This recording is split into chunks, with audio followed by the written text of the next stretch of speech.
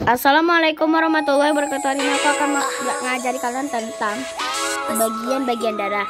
Sebelumnya ini aku ingatkan kalian jangan lupa like, komen, dan subscribe, dan wajib tonton sampai habis. Mari kita mulai. Bismillahirrahmanirrahim. Ayo menyimak. Kita dapat menari dengan luas karena kita memiliki energi di dalam tubuh kita. Energi dalam tubuh tidak akan jika darah tidak mengalir dengan lancar. Mengapa demikian? Makanya kita mari kita simak materi berikut ini.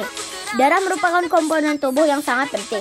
Darah berperan mengangkut sari-sari makanan, oksigen, dan bahan lainnya ke seluruh bagian tubuh. Selain itu, darah juga berperan sebagai pengatur suhu tubuh dan pertahanan tubuh.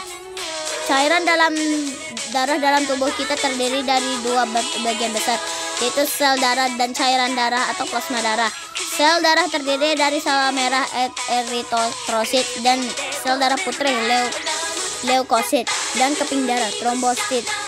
Plasma darah.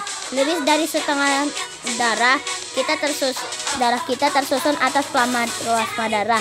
Plasma darah mengandung sari makanan dan air. Air merupakan bagian terbesar yang menyusun plasma darah. Sari makanan yang larut dalam plasma darah adalah zat gula, protein, lemak, vitamin, dan gas mineral.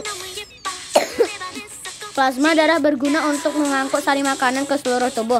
Sari makanan ini diserap oleh darah usus halus. Plasma darah juga berguna mengangkut karbon dioksida yang dihasilkan dari proses pengubahan sari makanan.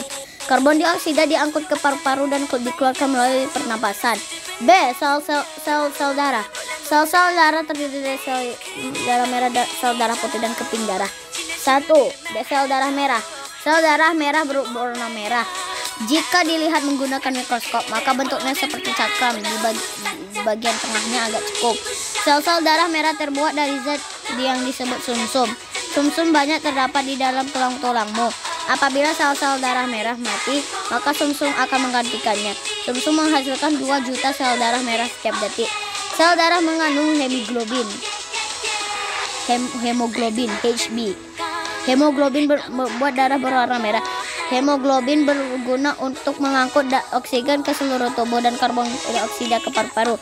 Darah yang banyak mengandung oksigen berwarna merah. Darah yang banyak mengandung karbon dioksida berwarna merah tua. 2. Sel darah putih. Seperti namanya, sel darah putih berwarna putih. Ukuran sel darah putih lebih besar dari sel darah merah. Bentuk dari sel darah putih berubah-ubah karena sel bergerak aktif. Sel darah putih berguna membunuh kuman yang masuk ke dalam darah dan tubuh. Kuman yang masuk ke dalam tubuh akan dikepung dan ditangkap kemudian dimakan oleh sel darah putih. 3. Keping darah. Keping darah adalah kebutiran darah yang bentuknya tidak beraturan dan mudah pecah. Ukuran keping darah hanya sepertiga dari sel darah merah. Keping darah berguna untuk membukukan darah. Apabila kamu teriris pisau, keping darah akan mengeluarkan zat yang membantu mempercepat darah membeku. Nah, aku ingatkan sekali lagi ya. Nah, aku maaf ya, aku lagi sama Mamang atau salah bicara ya. Aku sekian dulu. Assalamualaikum warahmatullahi wabarakatuh.